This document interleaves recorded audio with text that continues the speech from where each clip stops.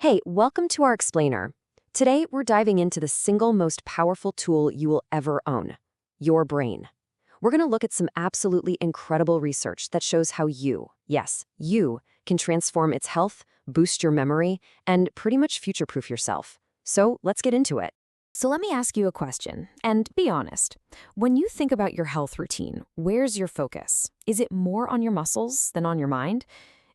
If it is, you're not alone. It's so easy to focus on what we can see in the mirror and totally forget about the one organ that is literally running the entire show. And make no mistake, that organ is extraordinary. As neuroscientist Dr. Wendy Suzuki says, we're not just talking about some genius's brain out there. The one right inside your head is a complete marvel of engineering. And once you really appreciate that, well, that's when you can start to unlock its full potential. Okay, so first up, let's talk about what Dr. Suzuki calls your big, fluffy brain and why that even matters. I know, it sounds a little funny, but trust me, getting one is the key to a healthier and, honestly, a much happier life. A big, fat, fluffy brain isn't just a cute phrase. It's describing a brain that's firing on all cylinders, which leads to better focus, stronger relationships, a more positive mood.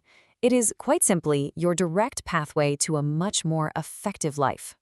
So to get how this works, we really only need to look at two key parts of the brain. First, you've got the prefrontal cortex, right behind your forehead. Think of that as your CEO. It handles focus, decisions, all the big stuff. Then, deep inside, you have the hippocampus. That's your memory maker. And what's so incredible is that both of these crucial areas get a massive, direct boost from one simple thing: exercise. But this isn't just about what happens in a lab. For Dr. Suzuki, this all started with a really personal journey, a neuroscientist's own story that completely changed her life and her work. So picture this. Dr. Suzuki is pushing for tenure. She's completely burned out, has zero social life, no exercise. Then she goes on a river rafting trip in Peru and has this wake-up call that she's the weakest one there. So she gets back home and hits the gym. And yeah, she felt better, sure. But then came the epiphany. One day, she's writing this grant proposal that would normally be a huge struggle, and it just flowed. The only thing in her life she changed was exercise. And at the exact same time this was happening, her work suddenly got a new, powerful sense of urgency. Because while her own brain function was getting better and better, her father's was declining, and fast, from dementia.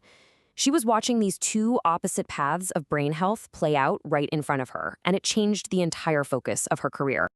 So how can your brain actually change like this? Well, it's all possible because of a concept that, not too long ago, was considered total scientific heresy: the science of brain plasticity. Okay, so what does that actually mean? It means your brain isn't this fixed, static thing you're born with. It physically rewires itself based on what you do and what you think. Seriously, think of it just like a muscle. It literally adapts and grows based on how you use it. This was first proven in a pretty classic experiment. Scientists put rats in two completely different cages. One was this enriched Disney World cage with toys, friends, stuff to do. The other was just a boring shoebox. The result was staggering. The rats from the Disney World cage literally grew a thicker cortex. Their brains physically changed.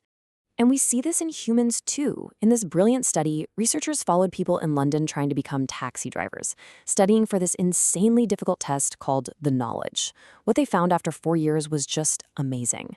The drivers who passed didn't just have better memories. The part of their brain that acts like a GPS, the posterior hippocampus, had physically gotten bigger.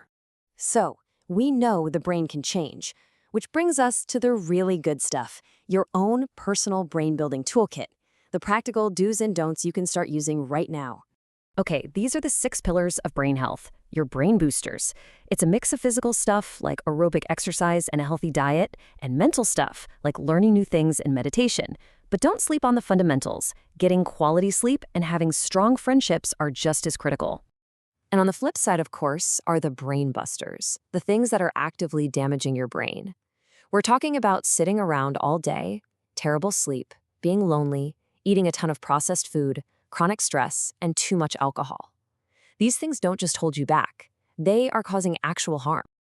Let's just zoom in on sleep for a second. It is absolutely 100% non-negotiable.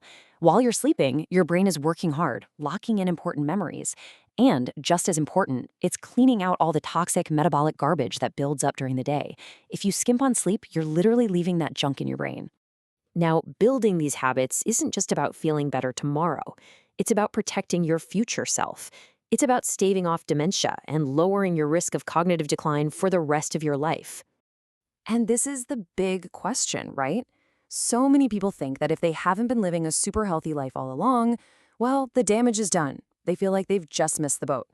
But the science on this is incredibly hopeful. Just look at this number. A study found that people who are 65 and older who just started walking 3 times a week lowered their risk of dementia by a staggering 30% over 5 years. The takeaway could not be clearer. It is never too late to start. And here's the magic of how it works. Every single time you move, your body releases what Dr. Suzuki calls a bubble bath of neurochemicals. It's this wonderful stuff that washes over your hippocampus and literally helps brand new brain cells to grow. This is how you build that bigger, stronger, and yes, fluffier brain that's way more resilient to disease.